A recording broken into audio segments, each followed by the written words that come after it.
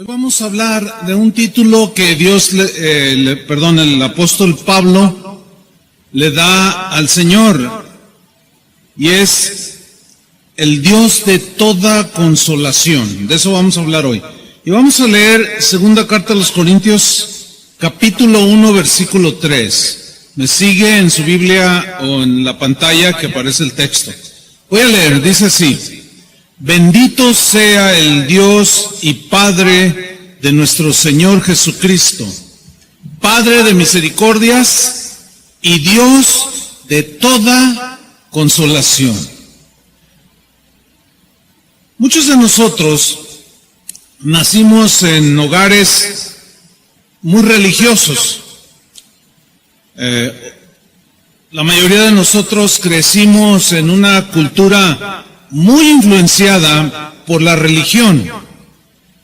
La religión solo nos dio un conjunto de reglas morales, éticas, que debíamos de seguir. Son ideas en relación a Dios que muchas veces son concebidas, o la mayoría de las veces, en la mente de nosotros mismos, los seres humanos, ideas que pretendían acercarnos a Dios. La gente religiosa piensa que nos podemos acercar a Dios y que Dios se acerca a nosotros a medida que ofrecemos sacrificios, oraciones muy largas, oraciones muy repetitivas. Pero ¿qué tan cierto será esto? Bien, en el contexto en el que Pablo escribió la carta a los Corintios, era un contexto que tenía que ver con la cultura griega y la cultura romana. Por eso es que decimos que en el contexto grecorromano, los dioses que adoraban los griegos,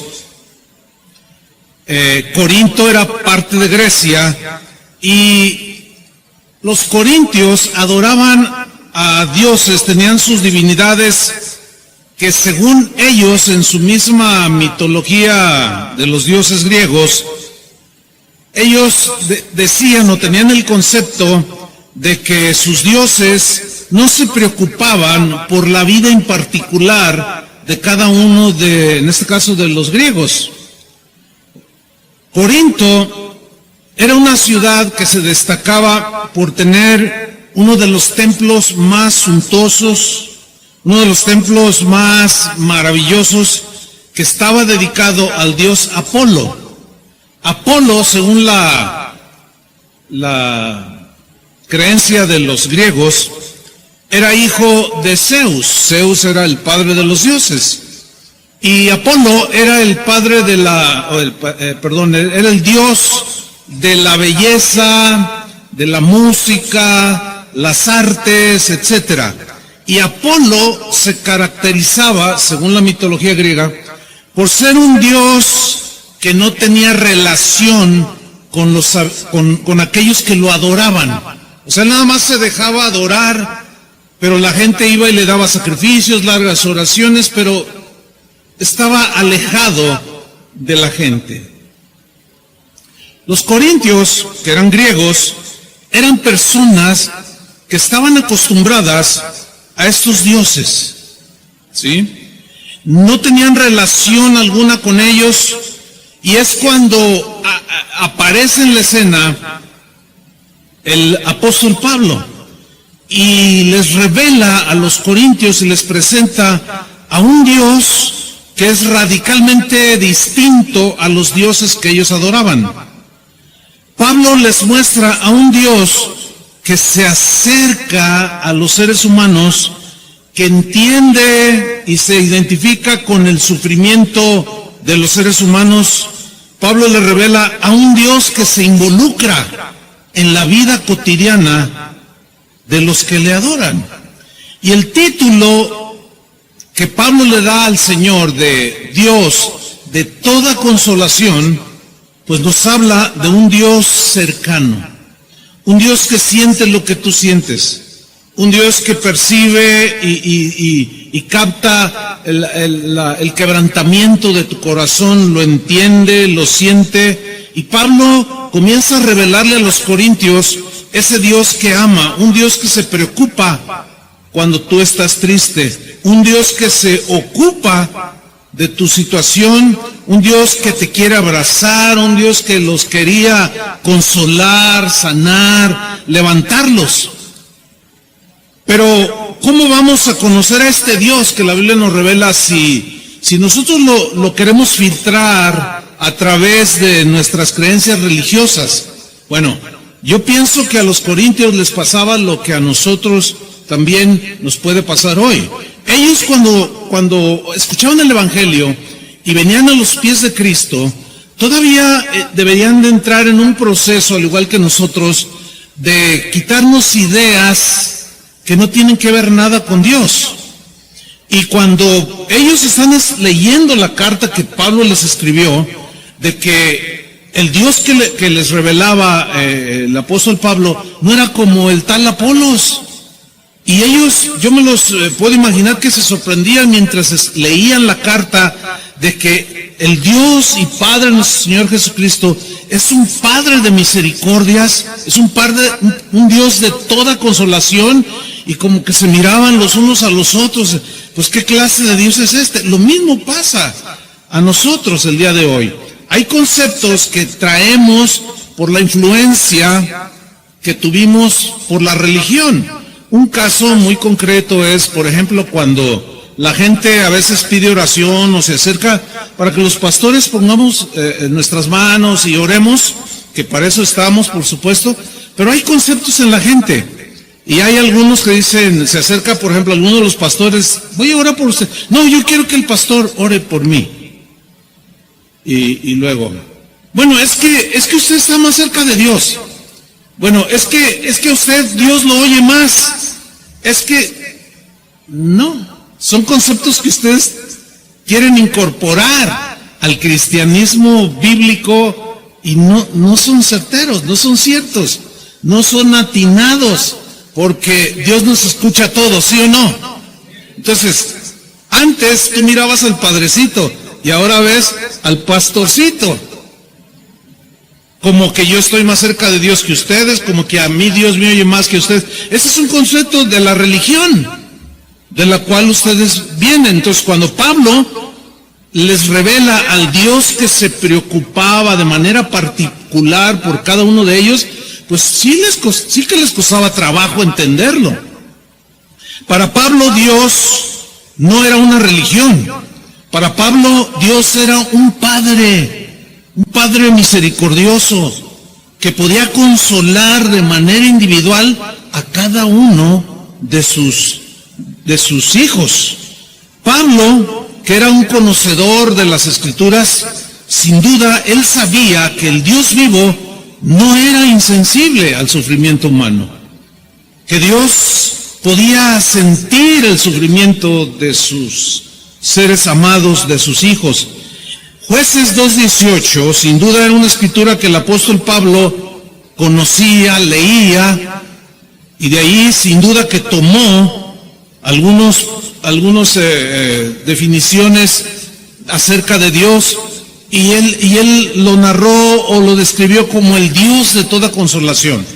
Dice Jueces 2:18, y cuando Jehová les levantaba jueces, los jueces dirigían al pueblo, lo llevaban a Dios, lo defendían, lo cuidaban, etcétera, etcétera. Y cuando Jehová les levantaba jueces, Jehová estaba con el juez. O sea, Dios lo revestía del Espíritu Santo de poder, y ese juez que dirigía al pueblo los llevaba en los caminos de Dios. Y dice, y los libraba de la mano de los enemigos todo el tiempo de aquel juez. Por supuesto, siempre y cuando el juez caminara con el Señor. Pero luego miren lo que dice, porque Jehová era movido a misericordia. ¿Por qué era movido a misericordia? Porque escuchaba los gemidos de su pueblo a causa de los que los oprimían y afligían. Vemos el corazón de Dios teniendo una empatía, un entendimiento del sufrimiento que estaban teniendo sus hijos, y Dios se acordaba de ellos y tenía misericordia de ellos. El rey David conocía a Dios, sabía que Dios se preocupaba, pero no como los dioses del Olimpo, no como Apolos, esos ni se preocupaban por sus adoradores. El rey David sabía que Dios se preocupaba de manera individual por él. Y no solo por él, sino por todo el pueblo, por cada uno en particular. Y él escribió, por ejemplo, en el Salmo 40, versículo 17, estos textos que son muy descriptivos de lo que acabo de mencionar. Dice Salmo 40, 17, aunque afligido yo y necesitado, Jehová pensará en mí. Mi ayuda y mi libertador eres tú. Dios mío, no te tardes. Aquí el rey David está describiendo que en el momento de su aflicción, de su quebrantamiento, de su desconsuelo, David sabía perfectamente que había algo en Dios que lo consolaba, y era este pensamiento que él plasmó aquí: Dios piensa en mí, o sea, no es indiferente a mí. Por eso cuando a los corintios se les revela este Dios individual que está interesado en ti en particular, pues muchos se sorprendían. Pero David lo conocía, Pablo lo conocía, y David decía: Dios piensa en mí. Ahora, si tú piensas en esta frase, Dios piensa en mí, pues de ahí se derivan cosas como: Dios está al pendiente de mí, Dios cuida de mí, Dios no se olvida de mí, porque no es como el tal Apolos o el tal Zeus que hasta se pelean allá en el cielo. No, Dios es un Dios de misericordia y de toda consolación. Ese es nuestro Dios, un Dios de toda consolación que se preocupa por cada uno de nosotros, se interesa por la situación que estás pasando en estos momentos precisos, de manera particular, aunque tú te sientas en la peor soledad. Él está allí y nos dice en Isaías 66, versículo 13, que nos revela desde el Antiguo Testamento a este Dios que consuela a sus hijos. Isaías 66, 13. Miren qué descripción, pero aquí está hablando Dios mismo, dice: como aquel a quien consuela su madre, así os consolaré yo a vosotros. Ahora, la figura es un cuadro muy tierno. ¿Quién de nosotros no ha visto a una madre consolar a su hijo porque se tropezó y se golpeó, o se siente enfermito, o se siente mal? La ternura con la que una madre toma a su niño, lo junta a su pecho, el niño siente el latido del corazón de su madre. Fíjate qué manera de describir Dios mismo, a sí mismo. Dice: como aquel a quien consuela su madre, así os consolaré yo a vosotros. ¿Cuántos le dan gracias al Señor? Ese es el Dios que tenemos. Así dice: los consolaré yo. Y en Jerusalén tomaréis consuelo, y veréis, dice, y se alegrará vuestro corazón, y vuestros huesos reverdecerán como la hierba. Entonces la consolación de Dios está accesible y dispuesta para todos. Está accesible y dispuesta para ser derramada en todo aquel que la necesite y se la pida. ¿Cuántos necesitan la consolación de Dios? A lo mejor en este momento no, pero ¿cómo sabes mañana o al rato o pasado mañana? Hace un rato me platicaba un hermano: oye, ¿te acuerdas de fulano de tal? Y digo: sí, ¿cómo no? Dice: fíjate que ayer murió. Ay, pues no siente lo que se siente cuando se muere un ser querido, ¿no? Bueno, su esposa, no sé, pues su pastor, porque iba a otra congregación, pues la familia, en fin. Pero Dios está allí. Dios está ahí accesible y dispuesto a derramar su consolación. Porque Él es como una madre que consuela a su hijo. Vamos a ver el contexto del pasaje que leímos al principio, del texto que leímos al principio. Segunda de Corintios, capítulo 1. Vamos a leer los dos versículos que le anteceden. Versículo 1 y 2, para tomar un poco más sobre el contexto. Dice 2 Corintios 1:1, Pablo, o sea, como escritor de la carta, apóstol de Jesucristo por la voluntad de Dios. Él no era un apóstol autonombrado, él era apóstol por la voluntad de Dios. Y como apóstol tenía que hacer su trabajo apostólico, que era revelarles, en este caso, a los corintios y a todos nosotros, al Dios de la misericordia y al Dios de toda consolación. Esa era la tarea como apóstol, de dar a conocer al Dios vivo. Y luego dice, y el hermano Timoteo, o sea, como alguien que estaba cerca a él cuando escribieron esa carta. ¿Quién era Timoteo? Era un discípulo de Pablo que se caracterizaba por ser muy joven, pero a pesar de su juventud, este joven Timoteo era un joven muy fiel, era muy entregado, muy consagrado a Dios, era un hombre ciertamente joven, pero lleno de fe, y sobre todo que conocía las Escrituras. Bueno, a este joven, Pablo lo hizo en un momento dado como su brazo derecho, como decimos, ¿no? Inclusive lo envió en una ocasión a pastorear la iglesia en Éfeso, en la cual había muchos problemas, y le dijo, Timoteo, ve y corrige lo que está deficiente. Bueno, ellos dos, como escriben lo siguiente, claro, Pablo es el autor, pero dice, pero está conmigo Timoteo, un hombre fiel. Los corintios, leyendo esta carta, dice, a la iglesia de Dios que está en Corinto, con todos los santos que están en toda Acaya. O sea, la carta en realidad es para todo cristiano, pero en específico fue escrita para los corintios. Y lo dice el versículo 2, gracia y paz a vosotros. Eso es un saludo se lee muy sencillo, pero es muy profundo. Gracia y paz a vosotros, de Dios nuestro Padre y del Señor Jesucristo. ¿Por qué se lee sencillo, pero a veces es profundo? Porque encierra muchas verdades respecto a Dios. Por ejemplo, cuando dice gracia, la gracia fue derramada por Dios nuestro Padre. Y la paz fue derramada por Jesucristo hacia nosotros.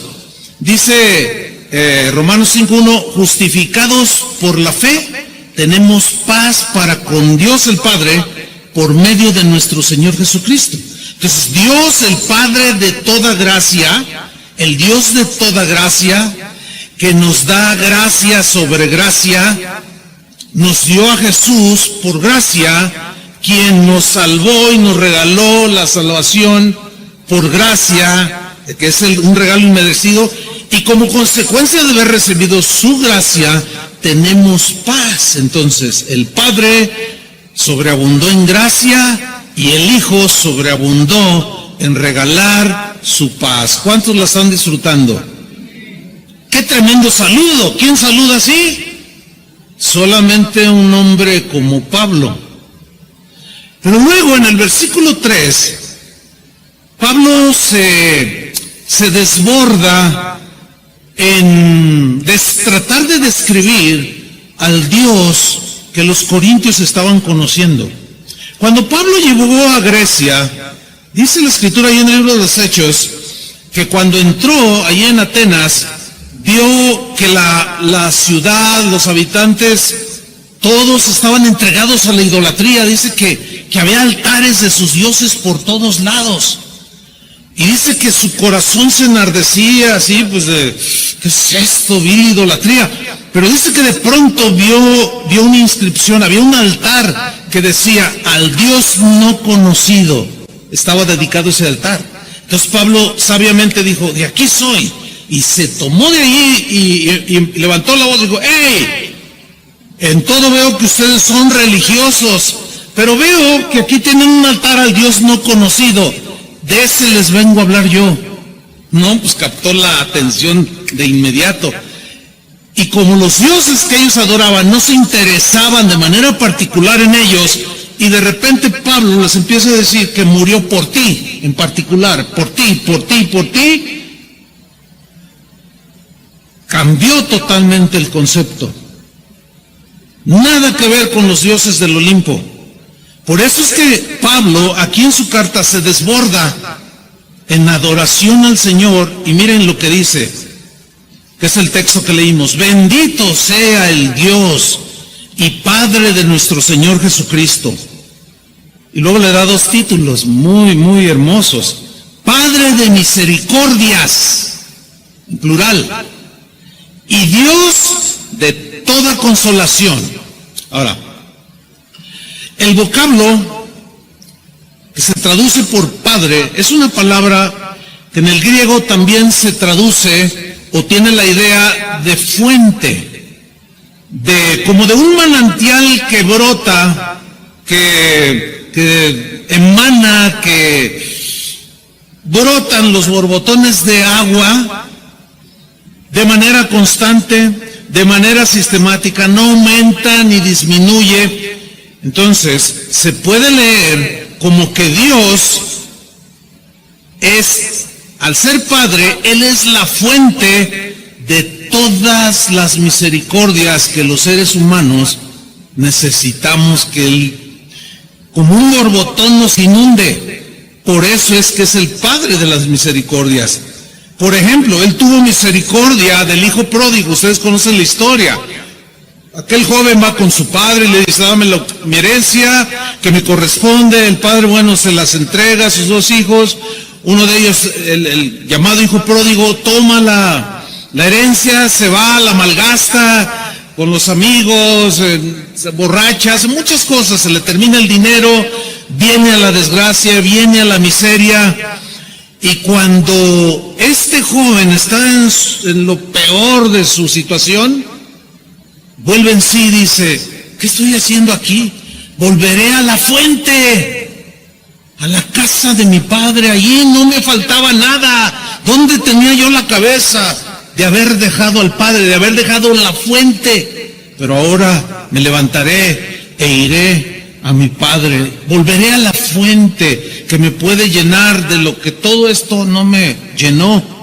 Y cuando el padre, dice en la historia, vio a su hijo hecho un desastre, brotó la fuente, ¿entienden? Como padre, emanó un caudal de perdón, de misericordia, y dice en Lucas 15:20, y levantándose, vino a su padre, y cuando aún estaba lejos, lo vio su padre, y fue movido a misericordia. Y corrió y se echó sobre su cuello y le besó.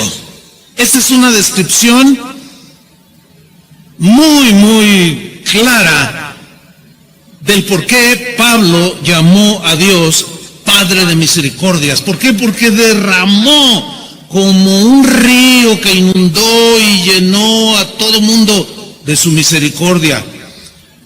Hay otro ejemplo de un rey en una parábola que mandó a hacer cuentas con sus siervos. Este rey representa a Dios. Y nos narra esta parábola que le trajeron a uno a quien le perdonó una deuda que tenía con este rey, y era una deuda impagable, y también fue movido a misericordia. Vamos a leer una parte de esta historia, Mateo 18:23. Por lo cual, el reino de los cielos es semejante a un rey que quiso hacer cuentas con sus siervos. Y comenzando a hacer cuentas, le fue presentado uno que le debía 10,000 talentos, que era muchísimo dinero, impagable, ni en 40 vidas se podía pagar esta cantidad. A este, como no pudo pagar, ordenó su señor venderle, y a su mujer e hijos, y todo lo que tenía, para que se le pagase la deuda. Entonces aquel siervo, postrado, ya totalmente quebrantado, sin ánimo alguno, totalmente desconsolado y sin esperanza, comenzó a suplicar a este rey que representa a Dios. Y le dijo: Señor, ten paciencia conmigo y yo te lo pagaré.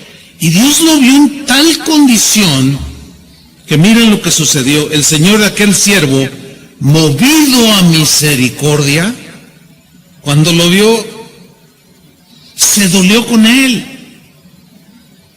Por supuesto que el padre, al ver la condición de ese hombre, se conmovió en su corazón. Por eso es el Padre de misericordias. Es lo mismo que hizo con nosotros cuando nos vio como estábamos.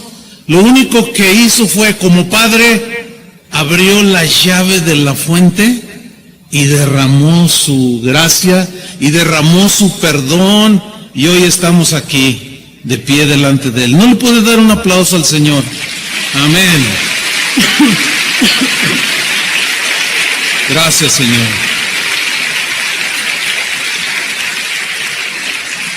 El Señor, movido a misericordia, dice, le soltó y le perdonó la deuda. Que fue lo mismo que hizo con nosotros. Aquí la deuda simboliza los pecados por los cuales que cometimos en nuestra vida y que no podemos pagar para ser perdonados. Tiene que ser un regalo. Entonces el corazón del Padre, como una fuente, brotó a raudales, a borbotones, su perdón. En Santiago 1:17, Santiago aquí habla de Dios el Padre y le da otro título muy interesante. Dice lo siguiente, Santiago 1:17: toda buena dádiva y todo don perfecto, o sea, todo lo bueno que hayas recibido o que recibirás, o que recibas en tu vida, toda buena dádiva y todo don, regalo perfecto desciende de lo alto. Y fíjate cómo le llama a Dios: del Padre de las luces. Bonito título, ¿no? El Padre de las luces. Pablo dijo: el Padre de toda gracia, el Dios de toda gracia, el Señor de toda paciencia, etcétera, etcétera. Del Padre de las luces, en el cual dice, no hay mudanza, o sea, no cambia. No es ahorita y mañana ya no, y luego sí, no. Tampoco tiene sombra de variación. Él es consistente, constante. Su misericordia siempre está fluyendo, siempre está brotando. Su perdón siempre está fluyendo para todo aquel que se arrepiente. No se detiene. Es como una fuente inagotable. Cuando yo era jovencito, tuve el privilegio de conocer en Uruapan hay una parte que se llama el Parque Nacional. No sé cuántos lo conocen. ¿Alguno lo conoce? Es bellísimo. Cuando vayan a Uruapan, que visiten casas de oración de Uruapan, vayan a ese parque. La última vez que fui, no hace mucho, le dije al pastor: oye, llévame allí al Parque Nacional, porque es tan hermoso aquello que tú puedes ver de primera mano. Yo lo conozco ahora 50 años por lo menos. Bueno, todas las veces que he ido, antes eran unas 8 o 10 veces, no sé, en toda mi vida, que he visitado Uruapan, y siempre voy ahí, donde nace este río que es caudaloso, pero es cristalino, es hermosísimo. Pero lo que más me gusta es ver el lugar donde nace. Se ve cómo nace ahí, se ven los borbotones. Miren, todas las veces que yo he ido, es la misma cantidad, es la misma consistencia, es agua pura, sumamente limpia, transparente.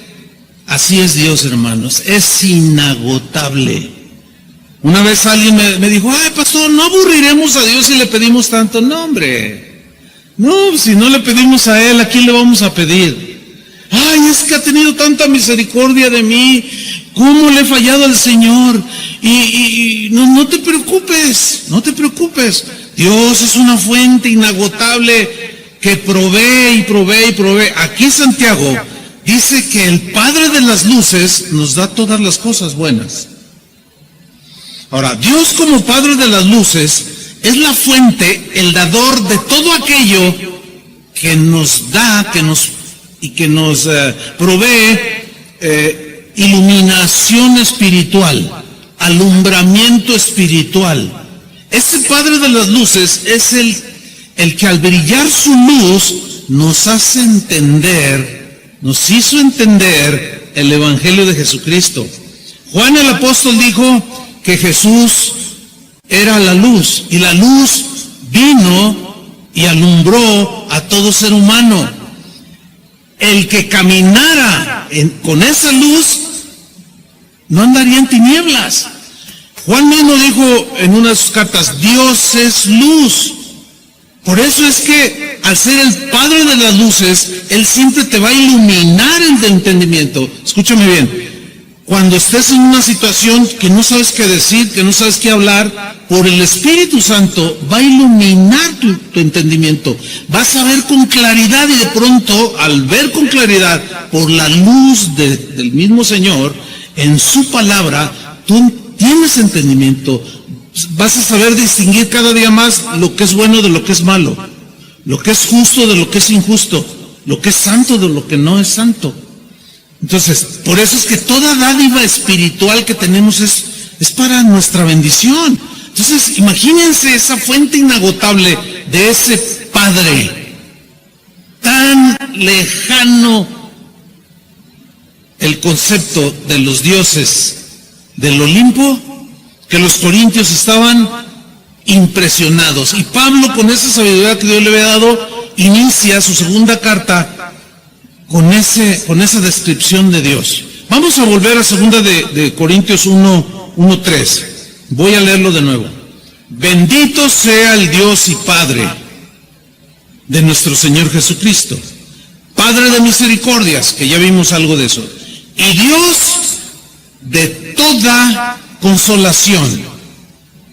Ok, Dios como Padre, como fuente de misericordia, de luz espiritual, también es el Padre y es la fuente de toda consolación.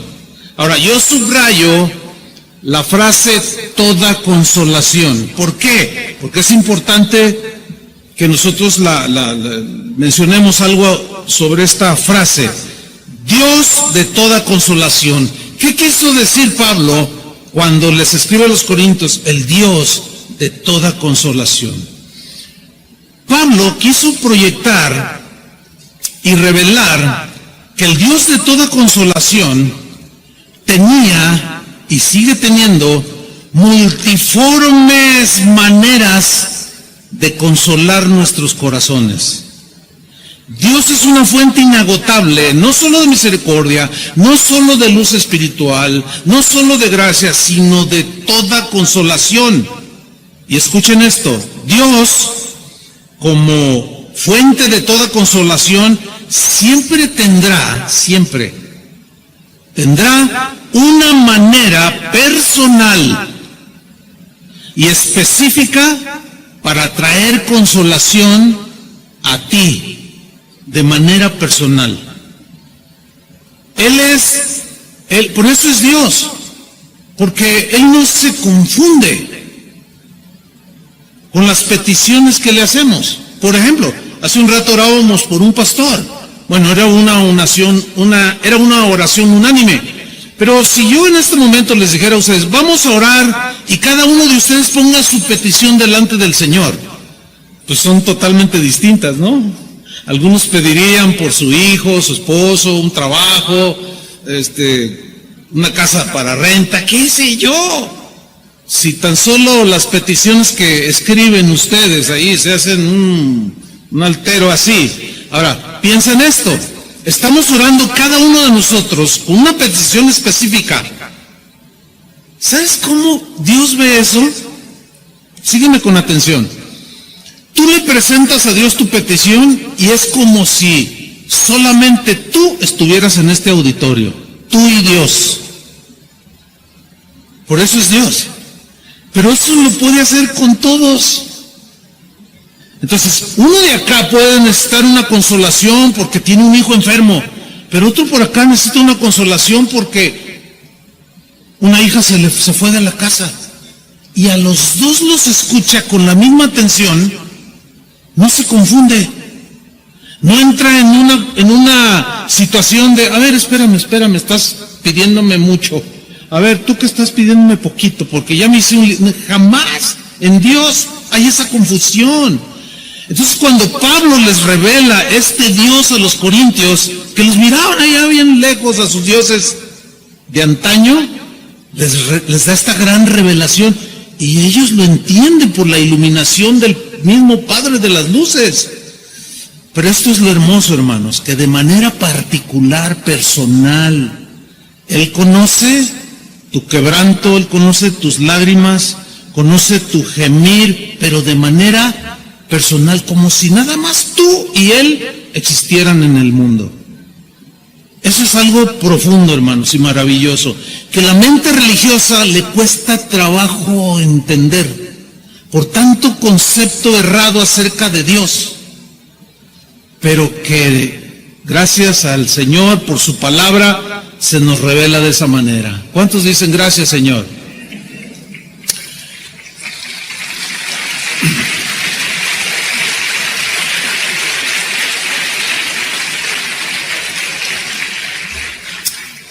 En una ocasión Jesús, en Mateo 5:4, dijo lo siguiente: bienaventurados los que lloran, porque ellos recibirán consolación.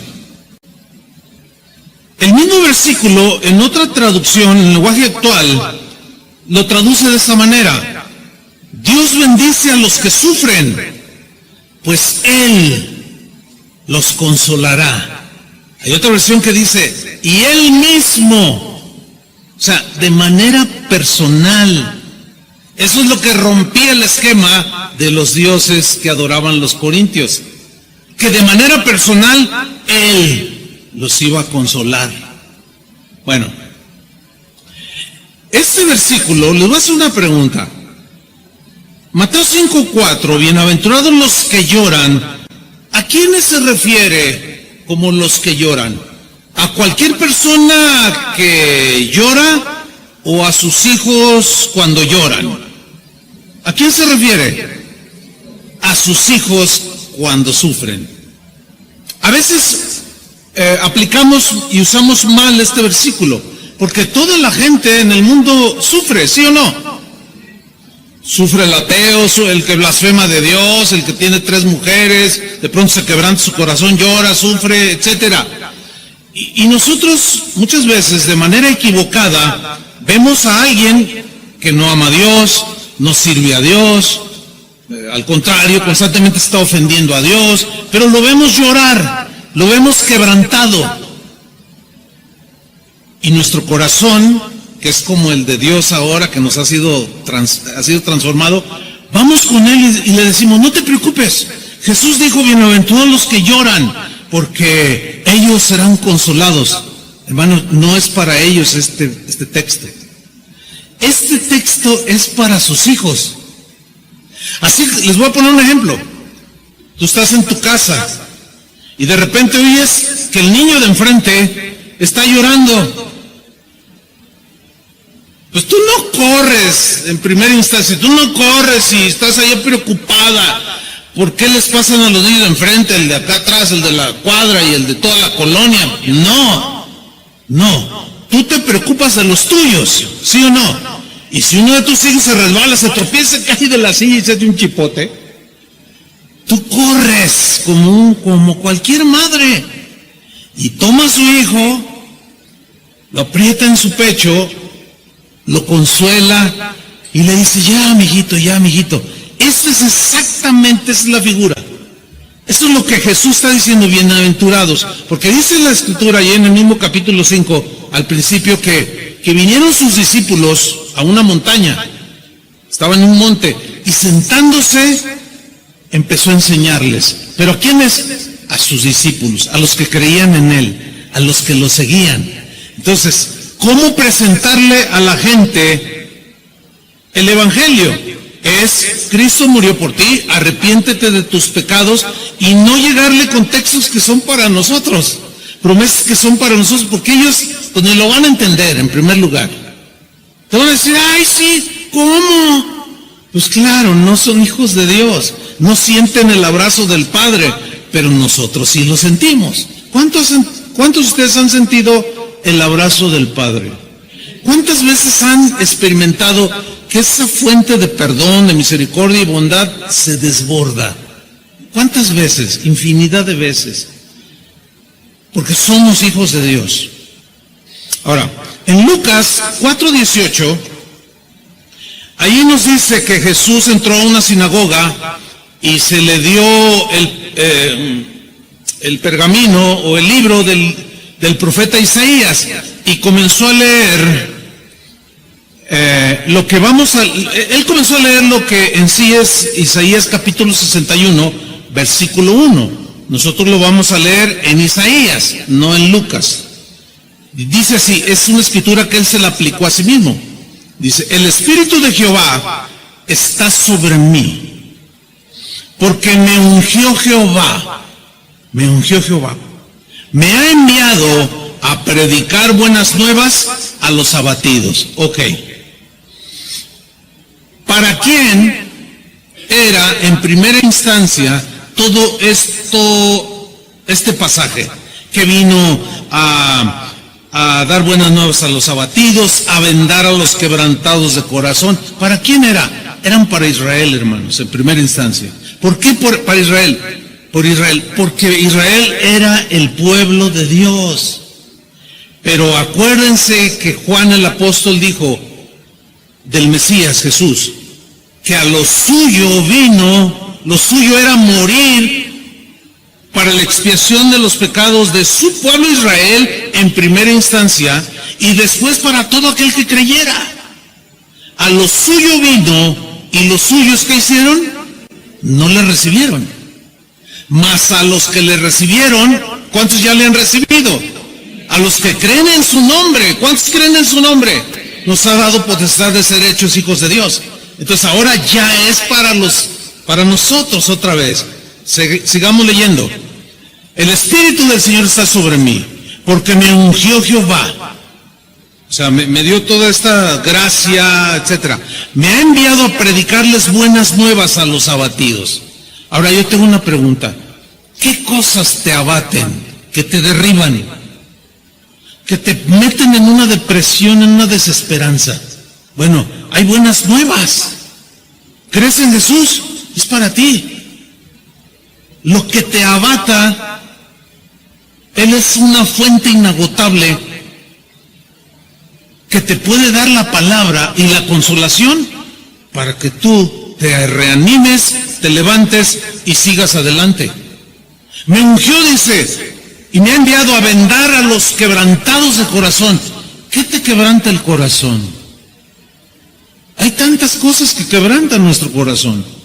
Un marido que no se ha convertido o que se alejó del Señor y te tiene quebrantada, mujer, porque sabes que Él es como esposo, tiene que ser un buen esposo, como padre tiene que ser una fuente en su sentido humano, y tú ves que nada de nada, y eso te quebranta el corazón. O puede ser al revés, una esposa, una mujer sin temor de Dios, puede ser un hijo, y qué sé yo, pero hay tantas cosas que quebrantan el corazón. Bueno, el Evangelio tiene buenas noticias de consolación a los que tienen sus corazones quebrantados. ¿Qué más? A publicar libertad a los cautivos. ¿Qué te tiene prisionero? El Señor te puede liberar. Y a los presos, apertura de la cárcel. La cárcel obviamente no es literal el lenguaje, es un lenguaje metafórico. Pues, imagínate el Chapo fuera otra vez, pues como que no. No. Cárcel es una metáfora, ¿verdad?, que habla de cómo podemos, así como un preso está prisionero en algo y está desesperado, hay prisiones, metafóricamente hablando, en muchos sentidos. Hay prisiones de tristeza.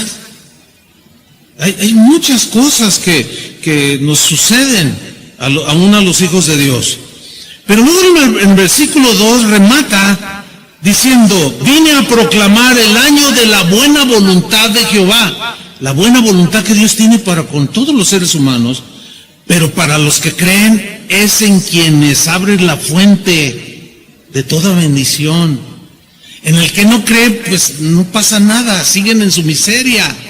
A proclamar el año de la buena voluntad de Jehová y el día de venganza del Dios nuestro. Significa que va a haber un juicio a todos aquellos que rechazaron su amor, que rechazaron la verdad del Evangelio, que rechazaron a su Hijo Jesús. Pero mira cómo termina el texto: a consolar a todos los enlutados. Un enlutado es aquel que se le muere un ser querido, que pierde al esposo, que pierde a la esposa, a un hijo, qué sé yo. Bueno, en el versículo 2 de Isaías 61, en la versión en lenguaje actual, la segunda frase dice: Dios también me envió para consolar a los que están tristes. ¿Por qué estás triste? En una ocasión Jesús preguntó a una mujer: ¿por qué estás triste? Cuando los discípulos estaban, después de que lo habían crucificado y lo habían sepultado, y él resucita y se les aparece y les dice: ¿por qué están tristes? Yo les había dicho que iba a resucitar. O sea, cualquiera que sea la razón de tu tristeza, de nuestra tristeza, Él vino a consolarnos. Por eso es que Pablo lo revela como el Dios de toda consolación.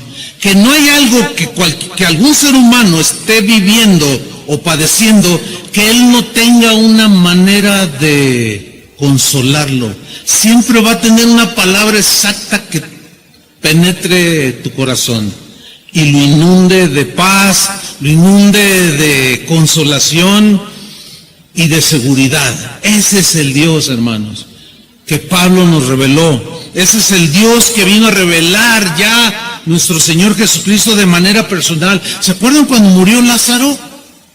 Bueno, Jesús se hace presente. Él estaba limitado a un cuerpo y le mandaron llamar, y él se tardó en llegar porque pues estaba en un cuerpo físico y se tenía que trasladar. Ahora Él ya no se traslada, ya está en nosotros.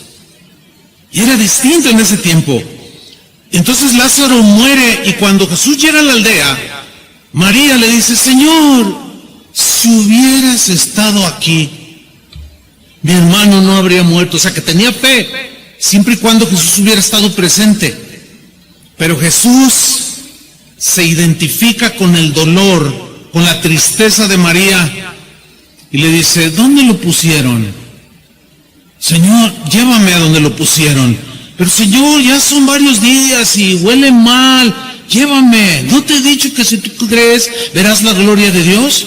Y lo llevó a donde estaba la tumba de Lázaro, y a la orden de su voz, Lázaro salió fuera de la tumba y trajo un consuelo que desbordó. Producto de eso, algunos que estaban ahí, que sabían de la muerte de Lázaro, se convirtieron, pero otros endurecieron su corazón. Y trajo consuelo por unos añitos más al corazón de sus dos hermanas, porque Lázaro posteriormente volvió a morir. ¿Pero por qué lo resucitó? Para darnos solamente una probadita de que para Él no hay nada imposible, y que si hoy nos consuela, aunque sea de manera temporal, según las ocasiones, un día, hermanos, como dice Apocalipsis, y el mismo Dios, el mismo Señor, enjugará toda lágrima de los ojos de ellos. Ellos somos nosotros. Y ya no habrá más llanto, ya no habrá más tristeza, y ya no habrá más dolor. Y Pablo decía en otros pasajes, aliéntense unos a otros con todas estas palabras. Jesús consoló a aquel paralítico cuando lo sanó. Cuando le dijo, ¿quieres ser sano? Y aquel hombre le respondió, Señor, pero cuando baja el ángel, había esa creencia, cuando baja el ángel y mueve las aguas del estanque, imagínense, paralítico, pues otro se adelanta y me gana y siempre he estado aquí por muchos años. Y el Señor le dice, eres sano de tu enfermedad. Tomando su camilla salió totalmente consolado. Pero aquí, ¿cuál es la enseñanza? Que Jesús se preocupó de manera personal. Ese fue solamente para el que entiende, con esa iluminación que da el Padre de luz, para el que entiende que el Dios que tenemos es un Dios personal. Por eso es que iba de manera personal. En muchos pasajes de la Biblia, de manera personal. Con el ciego fue personal. Siempre fue personal.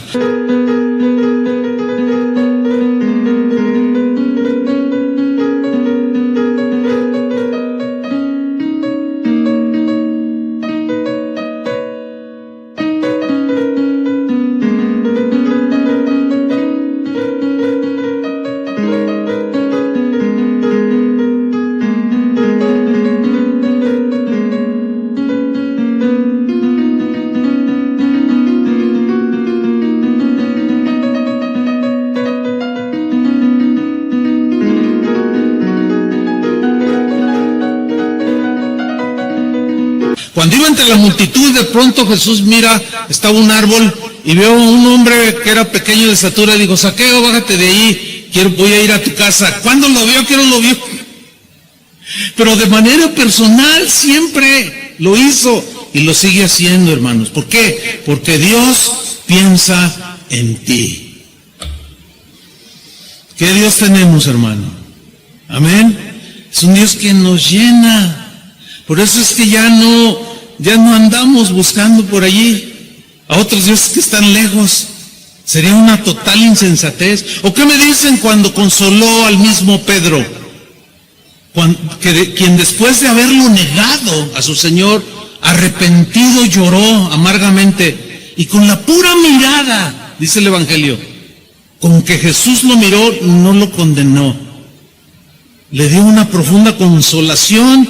Pedro se levantó y siguió adelante. Así vemos a través de los evangelios cómo Jesús consoló a todos aquellos que se acercaron a Él.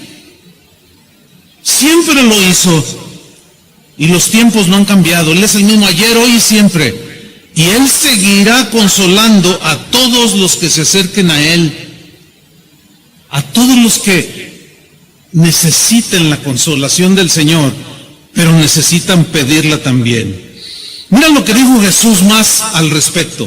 Vamos a Juan capítulo 14, versículo 15. Dijo así, si me amáis, guardad mis mandamientos, y yo rogaré al Padre, a la fuente inagotable de todo, y os dará otro consolador. Se refería al Espíritu Santo. Ahora bien, la palabra paracletos es la palabra que aparece en el griego y significa literalmente alguien, uno o alguien que está junto a ti de manera inseparable. Que si tú vas a la izquierda, Él va contigo. Si vas a la derecha, Él va contigo. Si subes a una montaña, Él va contigo. Si bajas a un valle, Él está contigo. Se refería al Espíritu Santo, pero Jesús le dijo, consolador. ¿Por qué? Vamos a seguir leyendo. Él os dará otro, o sea, aparte de Él, para que esté con vosotros. ¿Cuándo? Para siempre. Esa frase para siempre nos habla de la inagotable consolación que Dios da a sus hijos. Versículo 17.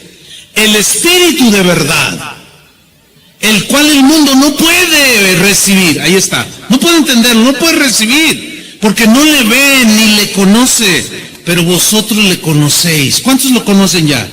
Vosotros lo conocéis. Es para ustedes, hijitos, la consolación. Porque mora con vosotros. O sea, el Paracleto con, alrededor, rodeándonos con, pero luego la revelación del mismo Jesús, que Pablo entendió, ya se mete a lo más profundo. No solo mora con vosotros, sino estará en vosotros. Y esa pequeña palabra, en, significa dentro de nosotros. Por eso es que ahora nosotros no tenemos que ir a un lugar para ser consolados por Dios.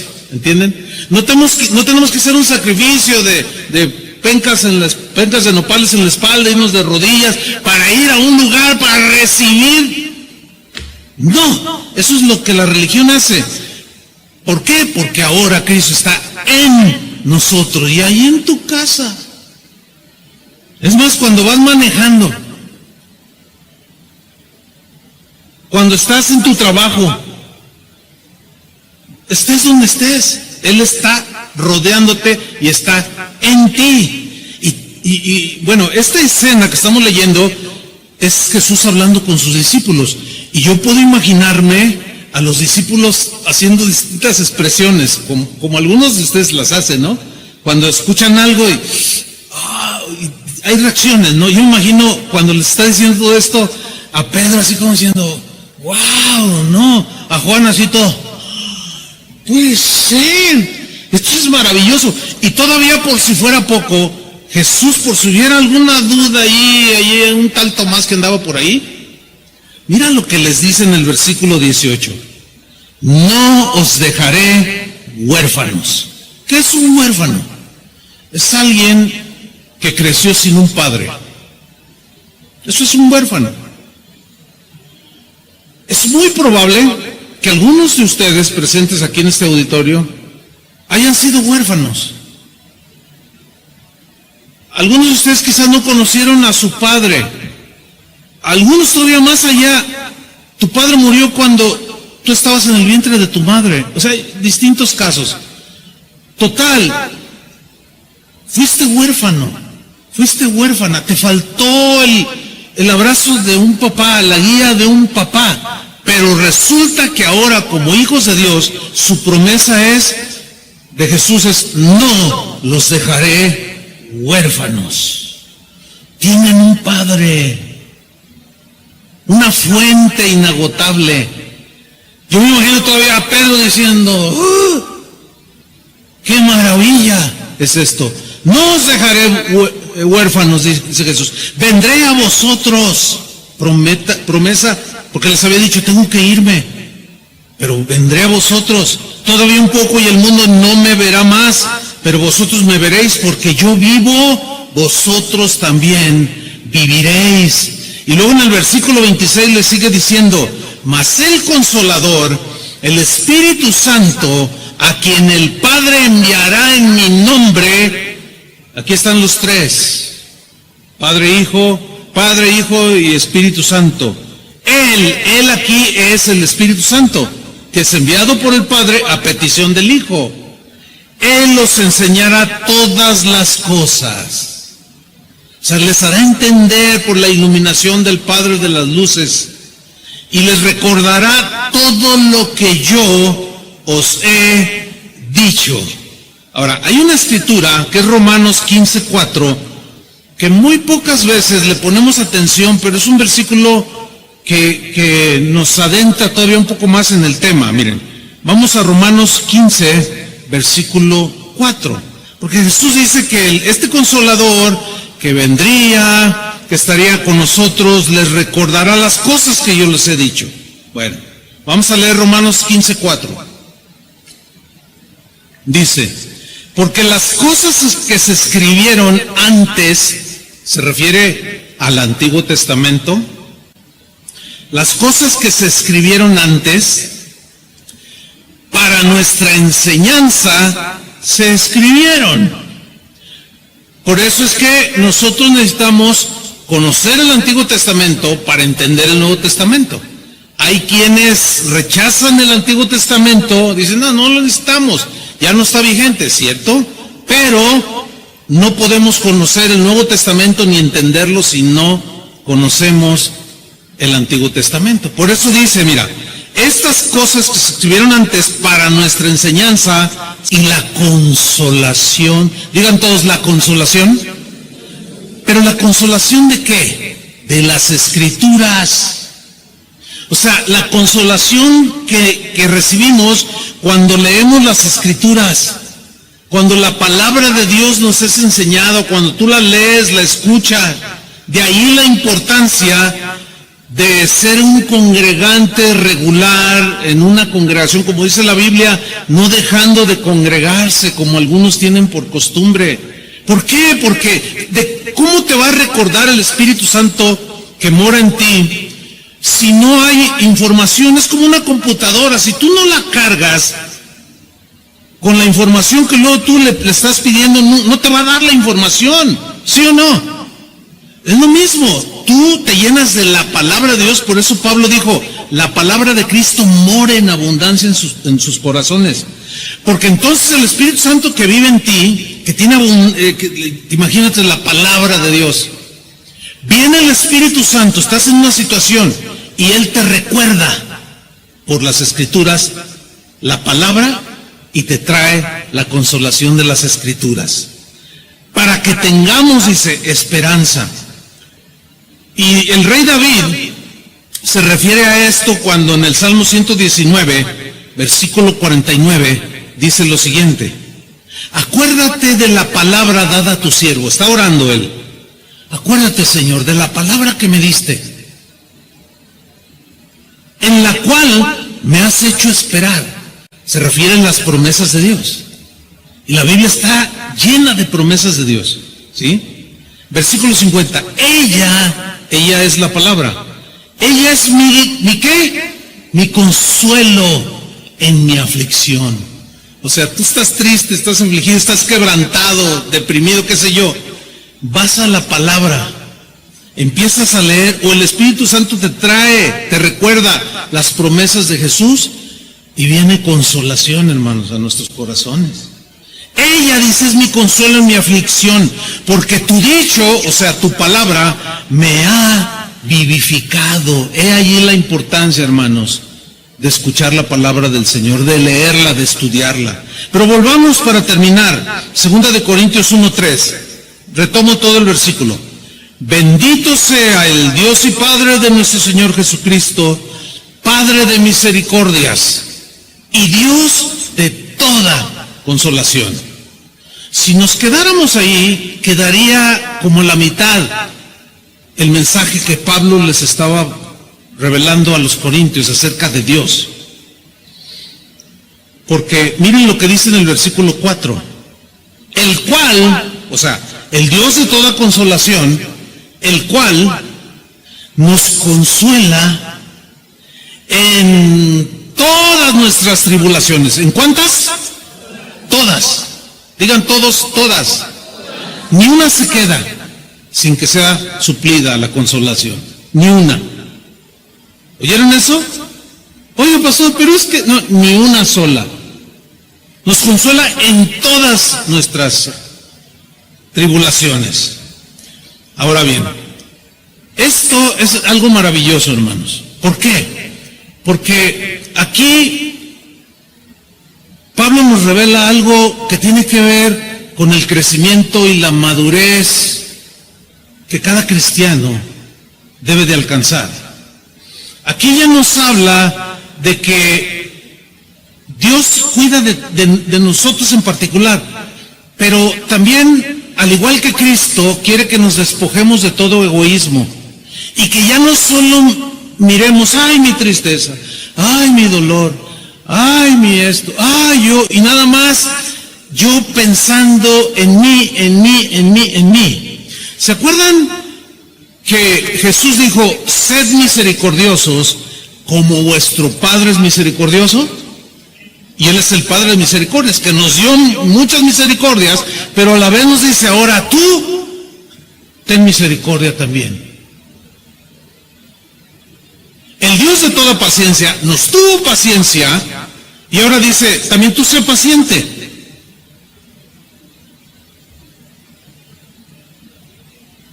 el Dios de toda gracia, que te sobreabundó de gracia sobre gracia, que te bendijo, ahora tú lo que has recibido de Él, dalo de gracia. Cuando un cristiano logra encontrar su refugio en Dios, habitar bajo sus alas y ser consolado por las Escrituras, por el Espíritu Santo, ¿para qué? Nada más para que, ay, ahora soy tan feliz. No, mira, aquí está la gran revelación del mensaje central de hoy, el cual nos consuela en todas nuestras tribulaciones. ¿Para qué? ¿Para qué? Para que podamos hacer algo. ¿Qué? Para que podamos también nosotros, ¿qué? Consolar a los que están en cualquier tribulación, por medio de la consolación con que nosotros somos consolados por Dios. Por ejemplo, tú tienes un quebranto, se fue tu hijo de casa, sabes que anda con malandrines ahí, estás quebrantada, estás quebrantado. Y te duele y lloras, inundas tu cama de llanto, de lágrimas, clamas al Señor. Y Él viene en las noches, tú te refugias en la palabra, el Espíritu te consuela, te da promesa, te da palabra. Y luego vienen y te dicen, oye, que tu hijo acaba de asaltar un Oxxo. Híjole. A veces como que se pone peor la cosa, pero tú vuelves a refugiarte en el Señor. Y te consuela. Pero resulta que te vas al mercado y escuchas allí a una señora que vaya a comprar ahí unos jitomates y la saluda. ¿Cómo está? ¿Cómo está, doña? Ay, estoy tan triste. Y empieza a llorar la señora. ¿Qué le pasa? Pues es que mi hijo, fíjese que... Y tú estás oyendo aquello. Inmediatamente tú te identificas. Y si tú logras salir de ti mismo, o sea, ya no tanto de mirar que estás sufriendo, sino ya empiezas a sentir que el dolor de otros, empiezas a llorar con el que llora, a sufrir con el que sufre.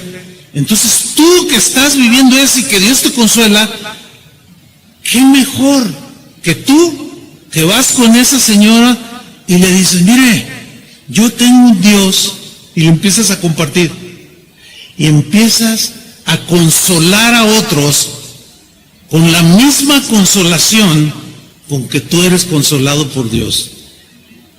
Eso era un concepto totalmente desconocido de los dioses con sus adoradores en Grecia. Pero Pablo lo revela, y nosotros tenemos que entenderlo y tenemos que volcarnos en esa gracia y derramar la gracia que recibimos del Señor. Déjenme terminar con una historia que involucra a familia mía de primera mano. Mi padre y mi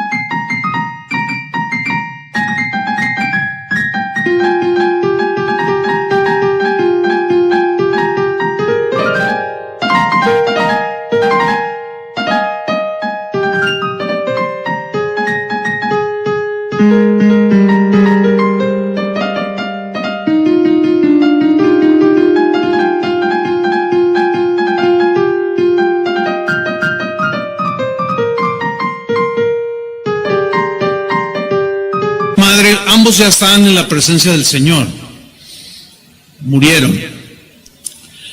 Pero nunca jamás olvidaré que los últimos, como unos 20 años aproximadamente, mi mamá murió de 95, casi 96 años. Pero de unos 20 años atrás, ella continuamente me decía, hijo, yo tengo mucho miedo de morirme. Y yo le hablaba la palabra y agarraba consuelo y fe, pero y como que ya la sobrellevaba. Pero al rato otra vez. Pero un día llega y me dice, ay, hijo, yo no sé qué haría si tu papá muriera y me dejara viuda. Mi respuesta fue la siguiente: mire, mamá, no piense en eso ahorita, porque cuando sucede una cosa así, Dios da la gracia que se requiere para el momento. Como usted ahorita todavía tiene a mi papá, no necesita esa gracia, de lo que ya hablamos en enseñanzas pasadas, que Dios te da la gracia para capacitarte, para enfrentarte a las situaciones difíciles de la vida. Entonces no le va a dar esa gracia, pero es que no me puedo imaginar, es que mira, hijo, ella es de una familia de 4 y todas fueron mujeres. Dice, mira, acuérdate de tu tía, la primera, tu tía Delia, quedó viuda. Acuérdate de tu tía Berta, quedó viuda. Acuérdate de tu tía Elvia, quedó viuda. Dice, y yo las vi. O sea, ella de primera mano, al ser sus hermanas, las vio enviudar. Y de pronto entró en ese vaivén de inseguridad. ¿Y qué voy a hacer si se muere? Pues ándele que se pone mal mi papá, al poco tiempo de eso. Lo llevamos al hospital, ya iba él ya en coma. Y el doctor me dice, mire, ya no hay nada que hacer, solo un milagro. Y yo creo en milagros. Y le dije, bueno, sí, entiendo. Dice, pero yo sugiero que ya vayan preparando todo para el funeral. Ah, pues muchas gracias. Entonces yo me metí al cuarto donde estaba mi papá en el hospital y yo me iba a disponer a orar, a pedirle un milagro, pues es lo más natural y normal. Mi papá tenía unos 75 años, 72 por ahí, bueno. Entonces estaba a punto de orar y el Señor me habló y me dijo, no, es el tiempo para él. No, está bien, Señor.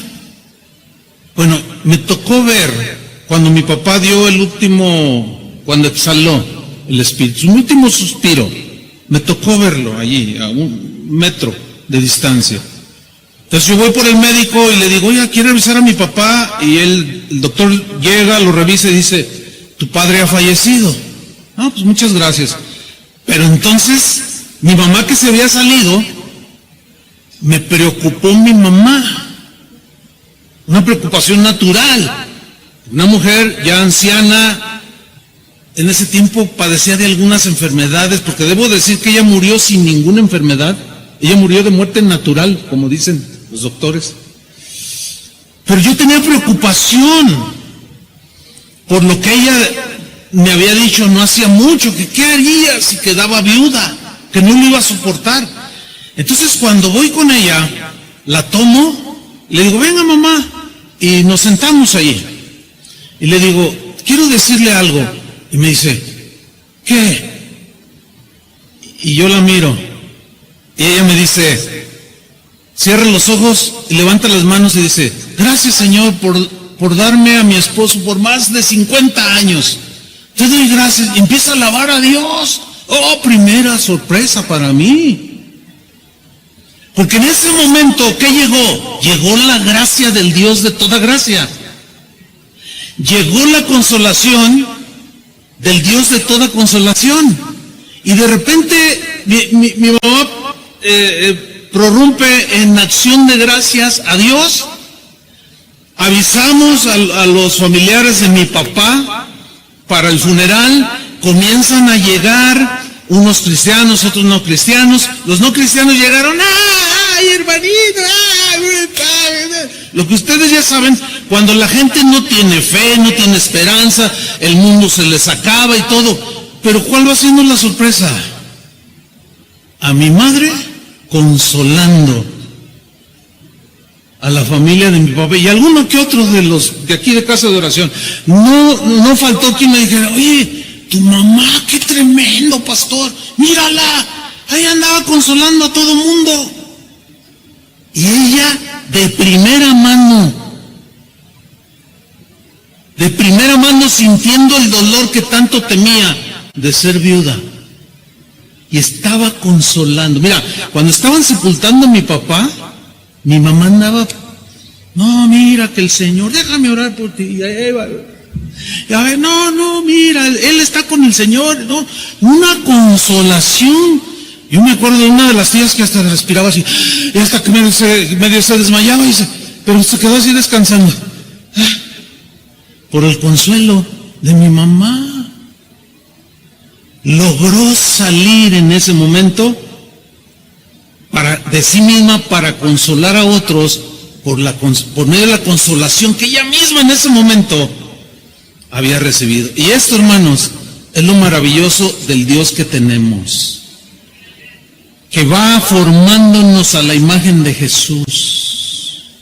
Yo no quiero terminar este mensaje sin llevarlo a la práctica. ¿Cuántos de ustedes están en este momento con un quebranto del corazón? ¿O están sumidos en una tristeza? ¿O están en una situación de desesperanza? A ver, levanten su mano, si hubiera alguien aquí. Hay un buen número de ustedes que están en esta situación. Bueno, el Dios de toda consolación, que es una fuente inagotable de consuelo, va a consolar a los tristes, va a consolar a los quebrantados de corazón, para que continúen, y probablemente dentro de 2 años venga otra cosa que te quebrante, pero vuelve a haber otra consolación, porque es inagotable esa fuente. Ahora, lo vamos a hacer de una manera muy práctica. Los que levantaron su mano, pónganse de pie, por favor.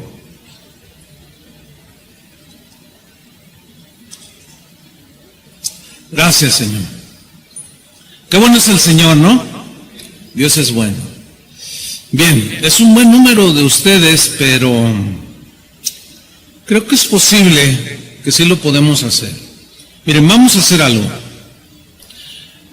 Lo más rápido que puedan moverse, vengan aquí adelante. Nada más no obstruyan las 2 escaleras que están al extremo. Le voy a pedir a Adrián que modere allí la escalera de aquí de la izquierda y a, no sé quién está, Chava o Toño, que se vengan acá a la escalera de la derecha, de mi derecha, porque vamos a hacer algo. Miren, vamos a orar por ustedes. Ahora, si logra seguir con la atención, nos va a ayudar. A lo mejor nos vamos a amontonar, pero bueno, Dios conoce, Dios sabe. Mira, nada más quiero decir unas pocas cosas. Dios conoce en particular tu tristeza.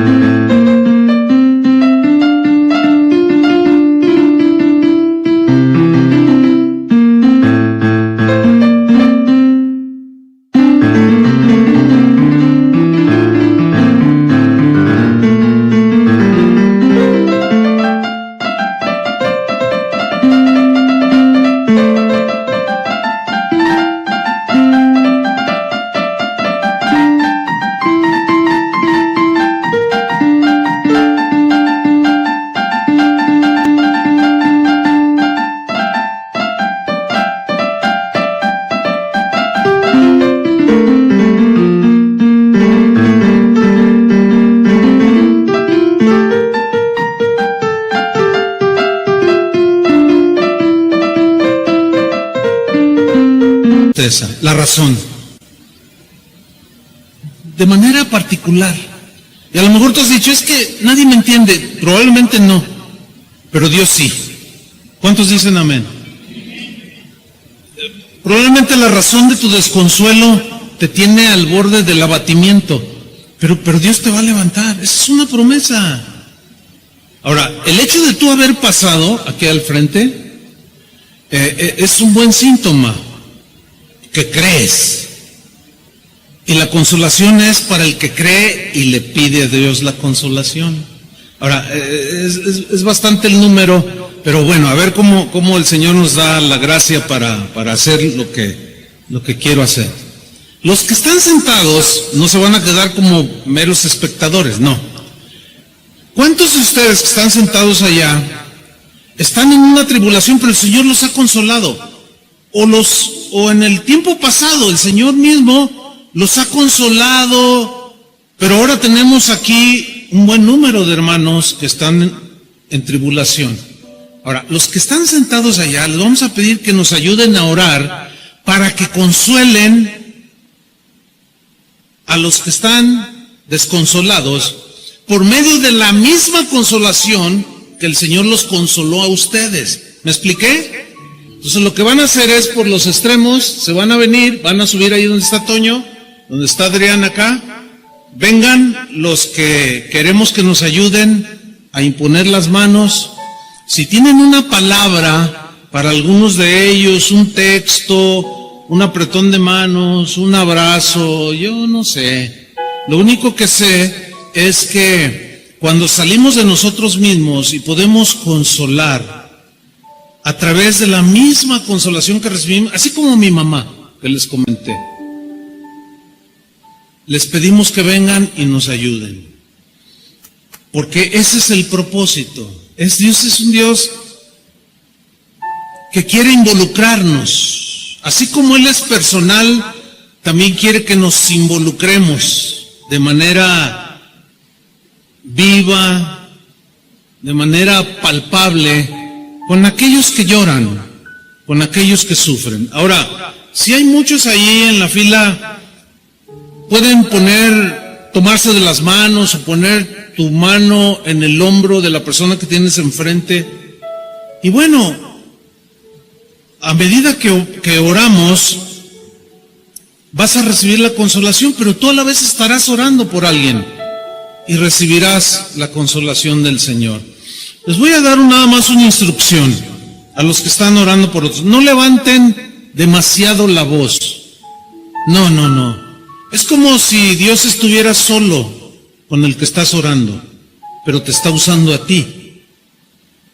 Porque si levantan mucho la voz, luego los demás, por la acumulación de gente, pero vamos a hacerlo así, de manera audible, pero como un susurro, pero oremos. Señor, Padre y Dios de toda gracia,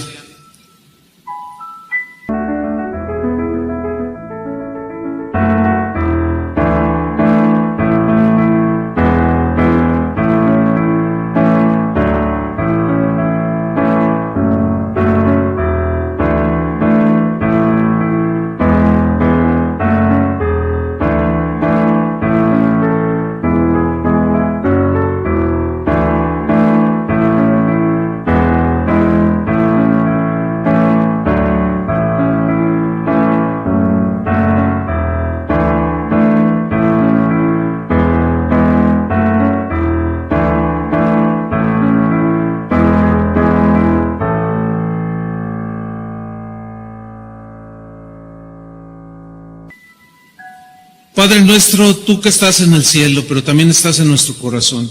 Tú que eres la fuente de toda gracia, el Dios de toda gracia, que repartes a diestra y a siniestra como una fuente inagotable y nos das gracia sobre gracia, favor sobre favor, misericordia sobre misericordia, que eres el Dios de toda gracia, de toda misericordia, que has volcado, Señor, y has derramado misericordia a raudales, que has derramado perdón a raudales, y que también eres el Dios de toda consolación.